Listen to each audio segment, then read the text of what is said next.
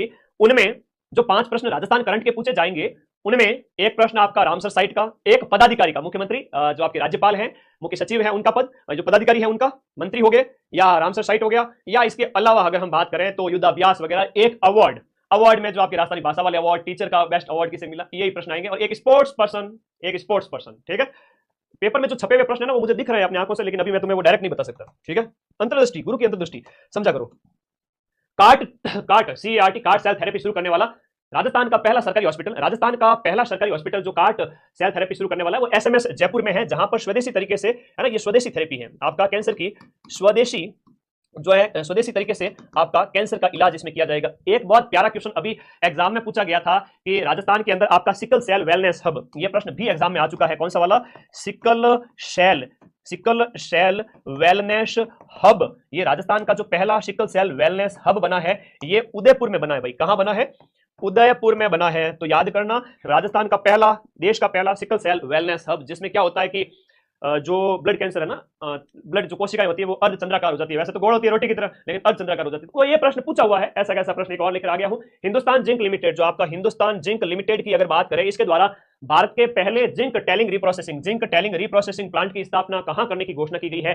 तो ये आपका हो गया, जिंक टैलिंग प्लांट की स्थापना कहां पर की जाएगी? बताओ फटाफट, सारे बच्चे आ चुके हैं, बहुत बढ़िया। रामपुरा आगुचा, जो भीलवाड़ा में हम बात करें, रामपुरा आगुचा भीलवाड़ा में हिंदुस्तान जिंक लिमिटेड द्वारा भारत का पहला जिंक टैलिंग रिप्रोसेसिंग प्लांट, भारत का पहला जिंक टैलिंग रिप्रोसेसिंग प्लांट कहां स्थापित होगा?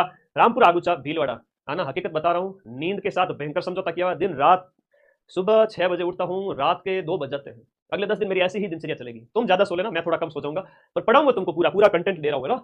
राजस्थान की कौन सी झील को आपके जिम्बाब्वे में रामसर कॉन्फ्रेंस के अंदर के भाई रामसर साइट घोषित करने का एक प्रस्ताव लाया गया कि भाई इसको भी रामसर साइट का दर्जा दे दो बेचारी, ये झील भी ठीक है। तो ये सिलीसैट झील जो अलवर वाली है, जो 1845 ईस्वी में बनी थी, उस समय की बात है ना।